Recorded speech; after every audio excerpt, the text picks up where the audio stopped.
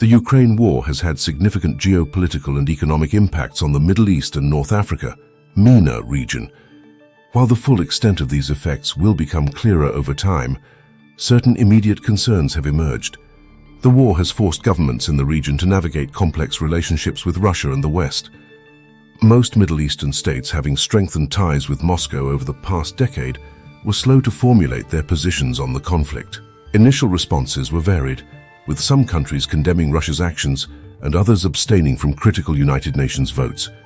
The UAE, holding a seat on the UN Security Council, notably abstained from a resolution demanding an end to Russia's attack, reflecting a broader regional hesitation to take sides. Economically, the conflict is severely impacting food security in the MENA region. Countries like Yemen, Syria, and Lebanon, already grappling with food insecurity, are particularly vulnerable as Russia and Ukraine are major wheat producers and the primary suppliers to the region. Egypt, the world's largest wheat importer, sourced 85% of its imports from these two countries. The disruption in wheat supply risks rising prices and potential political instability due to increasing living costs. In the energy sector, Middle Eastern oil producers face a complex situation.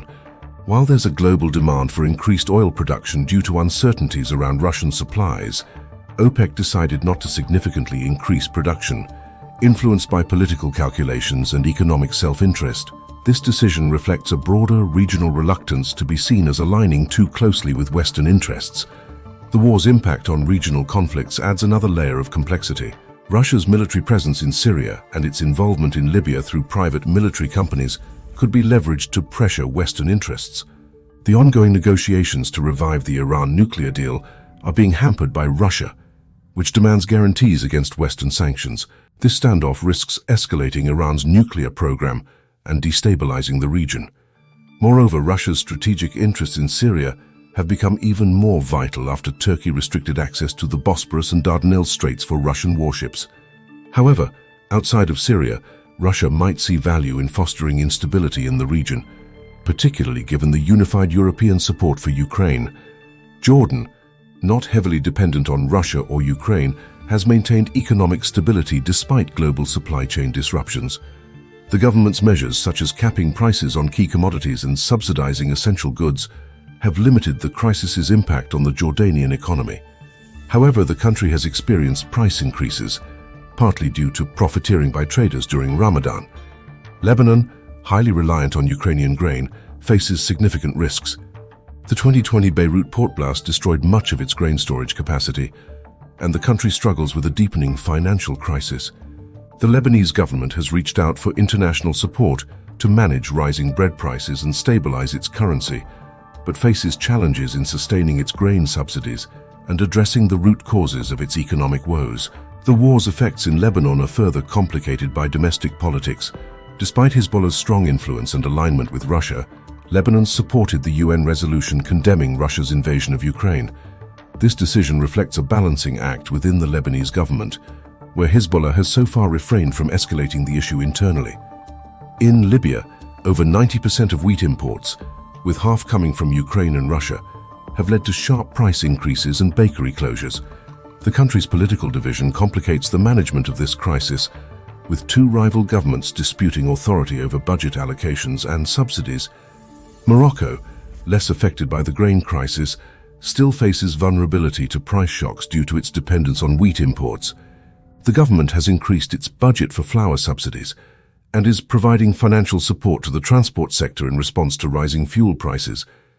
Morocco's neutral stance in the conflict reflects its diplomatic balancing act, avoiding antagonizing either the West or Russia. Palestine's economy, closely linked to Israel, is impacted by any shortages or price rises in Israel. The Palestinian Authority and Hamas government in Gaza face limited capacity to mitigate these effects, compounded by a severe fiscal crisis. Shortages of wheat and maize have driven up food prices, putting further strain on an already challenging economic situation.